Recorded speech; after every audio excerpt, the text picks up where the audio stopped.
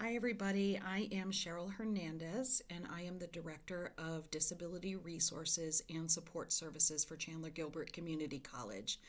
I was asked to complete a video to talk about some general procedures and also some newer items that have come up over the last semester. So, if you have a student in your course that you believe has a disability, you are not allowed to ask them if they have a disability. What I usually tell instructors is that you can make a general statement talking about the support services we have for students, even if this is an online course. So I am also an instructor, and what I do is just do an occasional announcement saying, I just want to remind you that we have free tutoring services, we have disability resource services, we have veterans support, we have library services, and just talk about some of the services we have to just remind them, because we know students don't always follow the syllabus or read the syllabus. If you have a student that comes to you, though, and suggests that they have any type of disability, if they say, I have ADHD, or I was on an IEP or a 504 in high school, or I'm pregnant and I'm having complications, or even just that they're pregnant, that's usually a Title IX referral, but I can go ahead and refer them for you, so you don't have to worry which students should be referred to Title IX and which shouldn't, because I work closely with Title IX. But if a student discloses any type of disability, illness, even if it's a temporary illness, we've had students that have had concussions, we've had students that have had an awful flu for a few weeks, COVID-19, and they're having difficulty recovering. Just refer them to our department. It's not going to hurt, and it will cover us for anything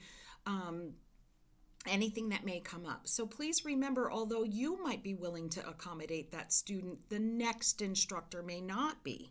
So even though you're like, yeah, submit your work later, that can even snowball, right? So like, say somebody has a fracture in their foot and then they find out they need surgery. Now they need 2 months off. Well, now you have to refer them. So I would just refer them off the bat to us so we can help you. Let us take that burden on for you. So the general rule of thumb is that if a student is going to miss more than 2 class periods, immediately refer them to us. And I would send a little email to the student saying, hi, this is instructor, I just wanted to remind you that we have this disability resources program that can assist you, and then CC us at drs@cgc.edu. So it's drs@cgc.edu. It should be on every syllabus you have. And therefore, you're covered. You can say, I referred the student, no problem. Because if a student does file a lawsuit saying that they didn't receive supports and weren't informed, and you don't have any documentation that you referred that student, it's probably not the best situation. The next thing is, every single course material you have, whether it's the syllabus, the book, especially the book, any handouts, they must be provided to the students in electronic format. Every single material. Do not use paper tests. If you do, you are violating the ADA. Please be aware that you're violating the ADA. I understand for math that there might be some calculations the student can do on the side on a scratch paper. That's fine. What I'm saying to you is, every time you use paper format, you're violating the ADA. That's all I can tell you. All of your course material must be in electronic format, but not only in electronic format, it must be compliant for a screen reader. If you have any questions about that, you can get a hold of CTLA and they can help you, or you can get a hold of me. My name is Cheryl.Hernandez@cgc.edu, or again, you can email drs@cgc.edu. I read all of those emails as well. When it comes time for you to order your books, you must order electronic formatted books. You must. This is a law. You must. If the student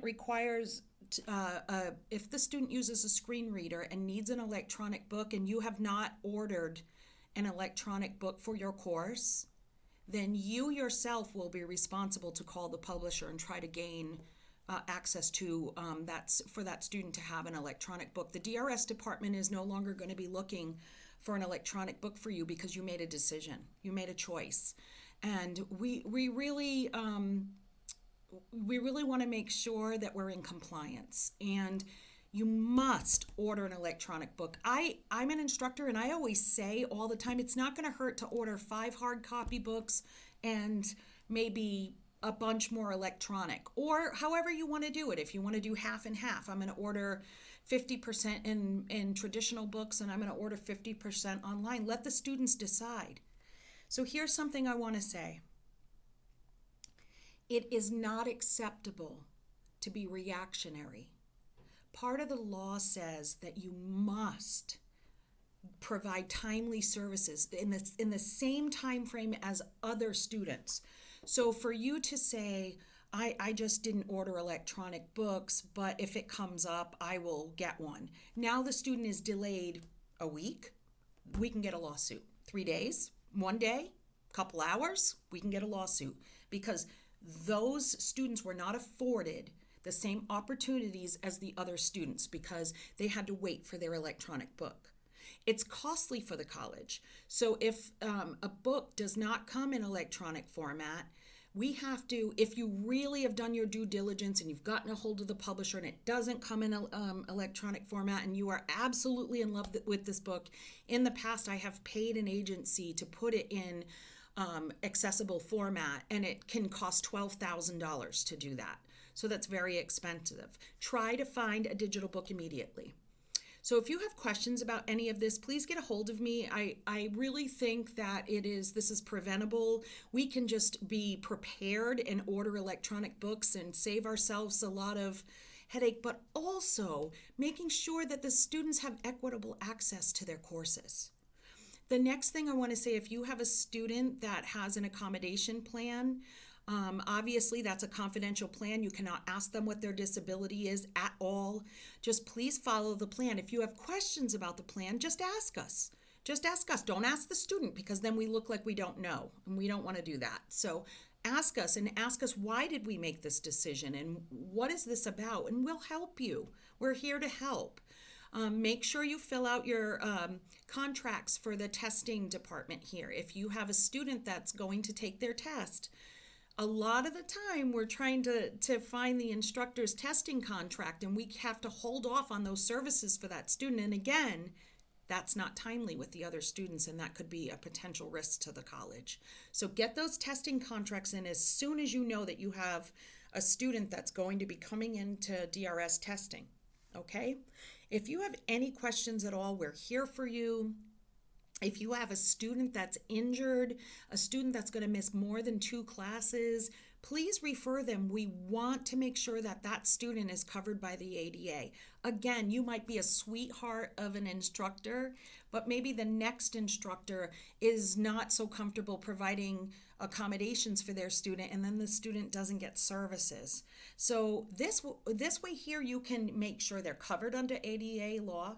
We can take that responsibility on for you and say, okay, and we'll work with you. We're not going to make decisions in your class other than, they, based on the documentation, they might need to submit late work or have excused time. So I hope this video helps you. We are here for you. If you have any questions, I love questions. The best way to get a hold of me is either by chat or by email. If you want to get a hold of me, you can either email me directly at Cheryl, CHERYL.Hernandez@cgc.edu, or DRS, Disability Resource Services. So D as in dog, A as in apple, S as in Sam, DRS. Did I say S? A? Yes, I did. DRS, Disability Resource Services.